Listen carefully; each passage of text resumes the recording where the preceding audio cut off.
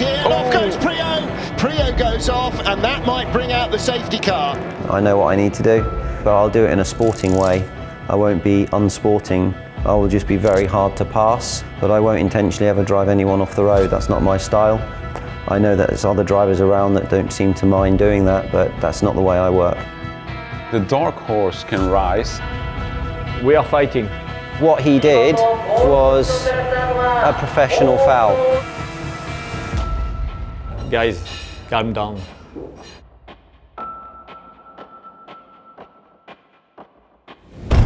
Hello and welcome to Suzuka in Japan. When you put 30 cars on the 60-second lap, that's a car every 2 seconds, and the fact to be the first one out of the pit lane cost us a lot of time and a lot of stress as well, because we never could do a lap time. It was not an easy day. It was a lot of standing water on the track. The windows is really small to just overshoot and go in the wall. First quali we were quite good when it was like raining a lot. I was like constantly in the top 10, top 8.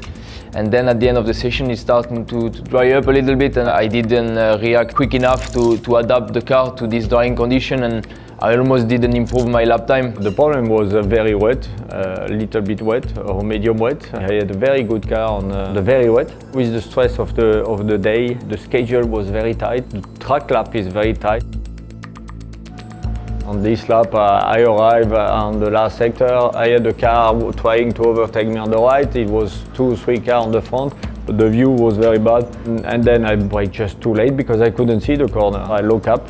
I went on aquaplaning. I didn't slow down at all. I'm not sure how many times in his career Ivan Muller's been responsible for a red flag, but I bet you could count it on the fingers of one hand. And when drivers of that experience go off... Yeah, it was a big hit, a very big one. We just had time to repair the car. Well done to the boys, because to be honest, I thought the weekend was over after I hit the barrier. But they just load the car, they're not allowed to touch the car, so just park it.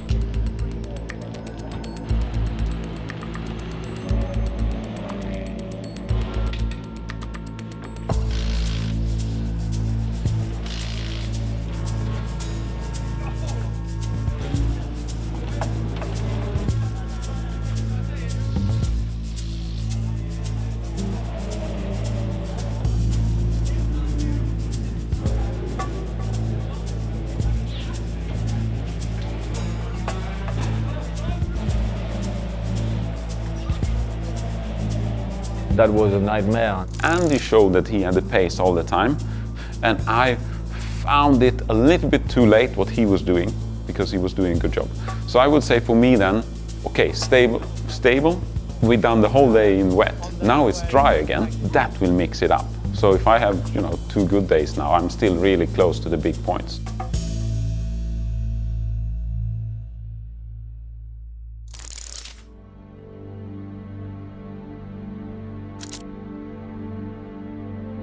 I take a reasonable start. I avoid any crashes and stuff during the first few laps. I start P25. I think I overtook at least 1 car every 2 laps. He came like few places behind me. I try to help him to grab as many points as possible, and then I cover just his back. Every point is important. I came back from 25 to 13, and then they let me pass, so I finished P11. I have Leo in front of me. Sticky behind me. Let's consider to let Sticky pass. Are you okay with him? Okay, now be on the main street. Think we will pass you. Okay, Andy, they've released Katzberg to have a go. Cheers, Katzberg behind.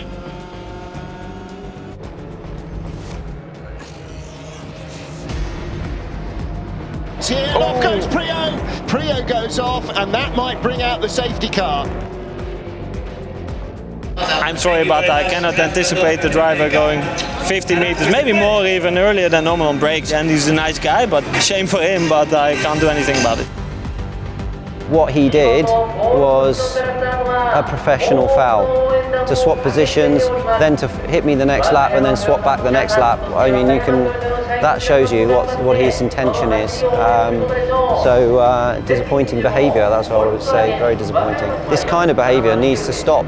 It's very unprofessional. For me, Nicky did nothing wrong. My only concern was arriving just behind Andy. I was not comfortable with following him. You have the responsibility when you are behind not to hit the guy in front off, even though he brakes early, and I think Nicky knows this. You have to see both sides, of course, and what Nicky would say is what he would say, and Andy's saying what he would say, but looking at the incident, and Nicky had a punishment for that because he sent Andy off. I've known Nicky for a long time. I know his style. Personally, I like him. But it's your choice at the end of the day how you want to race. I believe the stewards are doing everything they can to just, stop that progression because as a race driver you want to win fairly. I just want to wish, as we are professional drivers, that it wasn't intentional. It's becoming a bit too big. It's not the way we want to race, and it's not the way we want to have a nice championship and relationship between each other. I don't think there is a point to talk about this. There is a race direction. There is the FIA, and that is their part. And they have to judge the things properly. It's just sport. On the end, who will remember in the next 2 or 3 years except yourself if you are in the wheelchair? So guys, calm down. Good morning and welcome back to Suzuka for the final day of action here. I had 2 good, strong races again. I need to find my way to perform and my window. And try to be as consistent as I can, pick the points I can, and I managed to do that, staying in top 5 in all the races. But it's so hard, we're fighting. I saw it, I was behind the Hyundais today on the straight, and they're just disappearing on the straight. And it would be so difficult going to Macau and Sepang next with all these long straights, because we cannot fight them on that, and it's been going on all the year. If we have the same power, our car is a sedan, so our shape of the car should be a little bit faster on the straight. No way. I only feel like I'm in defensive position of fighting off them from behind, and I have no possibility to go for the front. So it's nothing we can do about it, unless they get the same power as 97.5 as we have. They are supposed to be on 97 like we are, but on the straight they are much faster than us. How? Why? So it's very frustrating, and that's why sometimes there is some crashes also, because you are on the limit in the corners, you lose everything on the straight, so you try to overbrake, and sometimes it happens what it happens. Ted Björk in 5th position, Norbert Michelisz in 9th. Our 3rd and 2nd in the standings, Guerrieri. The runner-up here is the points leader, and Muller finishes in 15th place, 1 point. The championship leader changes again. Muller now drops to 4th, Askana still 5th, and Guerrieri leads from Japan as we now head to Macau in a month's time. I cannot wait for Macau. I'm looking forward to attacking that place and trying to gain the respect. And to make myself feel proud for performing well in a very difficult track. Now it's the crucial moments for the championship, and obviously this is not going to be easy for the competitors. It's been an unusual weekend. I'm up to 3rd, I'm up there.